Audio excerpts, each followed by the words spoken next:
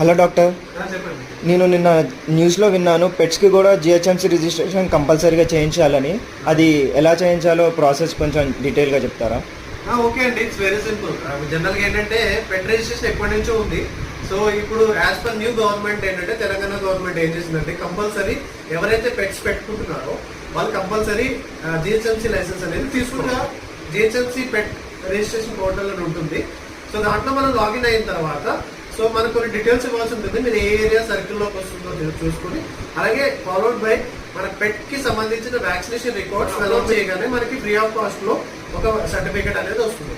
అలా మనం ఎవరైతే వాకింగ్ తీసుకెళ్తున్నామో వాకింగ్ తీసుకున్న వాళ్ళ రెస్పాన్సిబిలిటీ ఏంటంటే అది డెఫికేట్ చేసినా పూర్తి చేసినా కానీ దాన్ని ప్రాపర్ గా తీసి ఒక కవర్ లో వేసుకుని ప్రాపర్ గా డిస్పోజ్ చేయాల్సిన బాధ్యత. మనం చేయకపోతే కనుక 1000 రూపీస్ ఫైన్ అనేది గవర్నమెంట్ ద్వారా మనకి వేసే ఛార్జెస్ ఉంది.